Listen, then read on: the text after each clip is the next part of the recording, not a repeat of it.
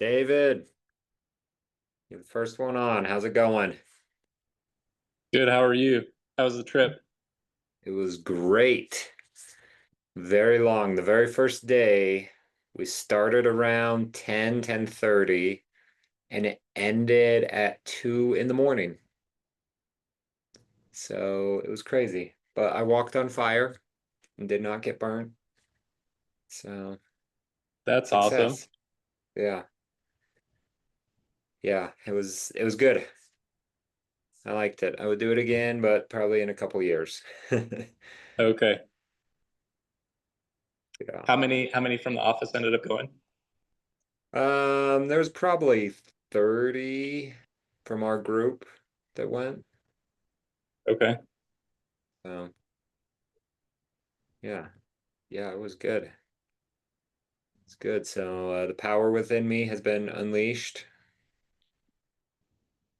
and I joined Tony Robbins' cult. But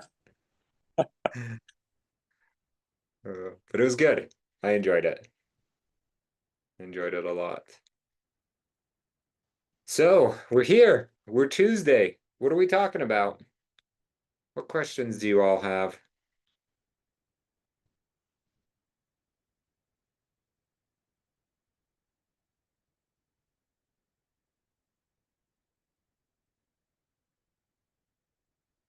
Okay.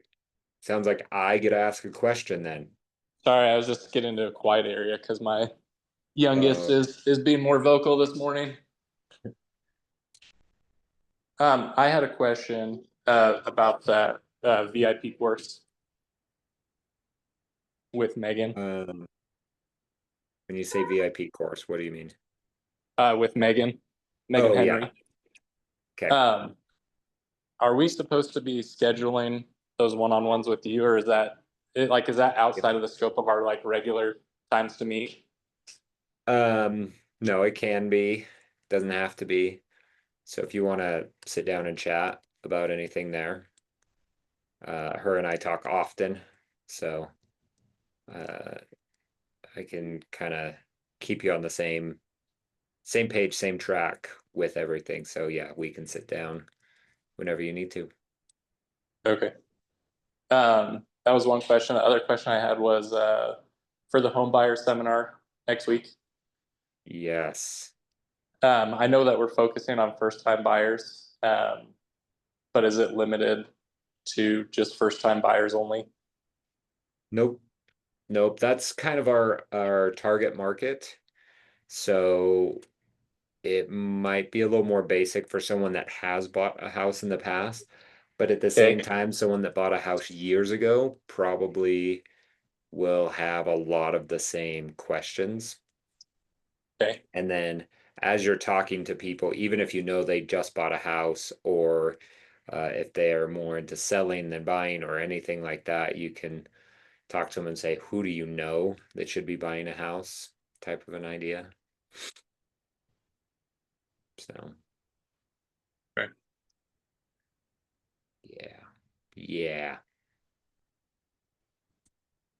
Yeah, I've been trying to work with a buddy of mine. They've been wanting more space. They have 5 kids, and they're in like a not a duplex. It's not a townhome, but it's like I don't know the correct term, I guess. Like it's connected, so they've got like 1,800 square feet, and they have like a main floor and a basement.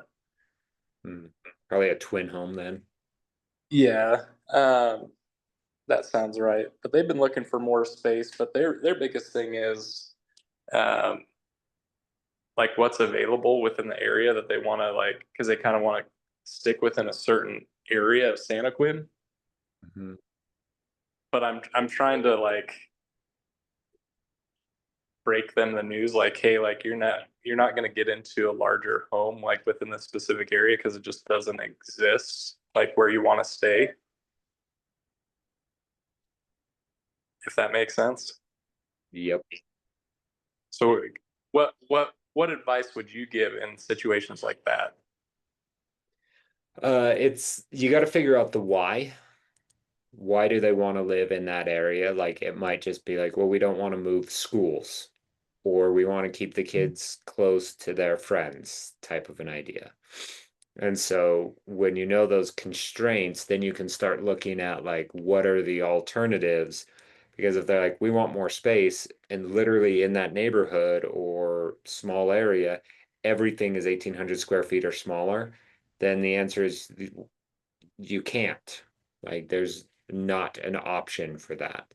So the only thing that you can do is move further out, but what are the things that you want to make sure you keep? Like, is it the school zone? Is it the drive time? Is it the friendly neighborhood type feel? Because those exist other places.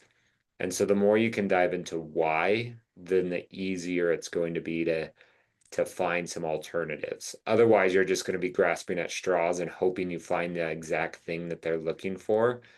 Um, but if you can know why they want to, then you can give them what they actually are asking for, whether they don't know how to voice it or not.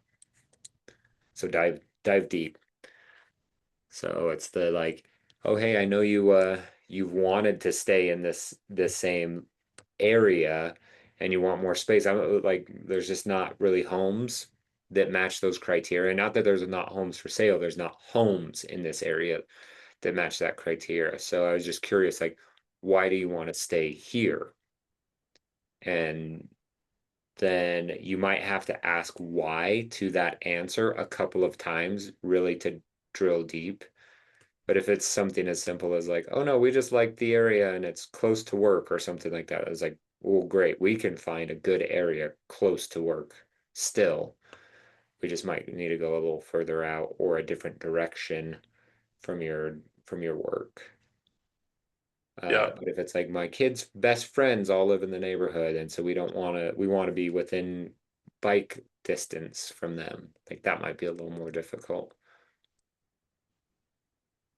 that makes sense. Yeah, I'll dig a little bit deeper into that one because I know like some of the factors. It's like, okay, so you have friends. My friend's wife is in like a book group, but that's a larger group than just the neighborhood. Hmm. Um, School wise, like the boundary, you're going to be within the same school.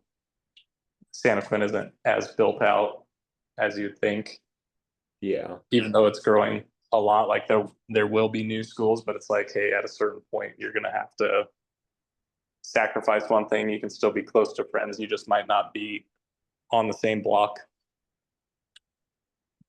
Yep. Yeah, and a lot of the times it's like if you can stay in the same school zone, like your kids have friends that are at school that they just don't hang out with because they're a little further away. It's just like, oh, you're uh, half a street away from me. That's so close, so I'll come hang out with you more. But if they move closer to someone else in school, they would hang out with those kids. So a lot of the times it sounds bad, but friends don't matter because they'll make good friends. Like even like for an example of this, I have some neighbors that like 2 years ago they moved from our neighborhood to like a block away. So same school, same stake, basically same everything. They have a son that's really good friends with my son. They can ride bikes to each other's house. It just happens there's a big hill in between, so it's not like an easy ride. And they used to hang out like every single day, be their best friends, kind of an idea. Now they hang out maybe once a week, once every other week. And it's just because they're a little bit further. But my son is friends with all the kids close by. This other kid is friends with all the kids that live close by right there. So they had friends. It's just they hung out more with the ones close by them. We're creatures of proximity. So but you That can't makes explain sense. that to buyers. You can't be like, oh, once you move, your friends are going to make, or your kids are going to make new friends. Yeah, That's not what they want to hear. So, well, we have an exciting day with team meeting. We have Peter Christensen. Um, I think he's the UCAR president. He's something. Yes. He's a big deal. Um, so he's coming in and talking about kind of the state of the industry, everything that's going on. He was an attorney for a while, so he always brings a great spin on things and things you should be concerned or worried about. So that should be good starting at 11 today. And then if you're around, come pop in, say hi. We'll do a little quick check-in, some accountability, see how things are moving forward, and if I can help in any way. Okay, sounds good. Thank you. Okay. Thanks, guys. We'll see you all soon. Thank you. See ya.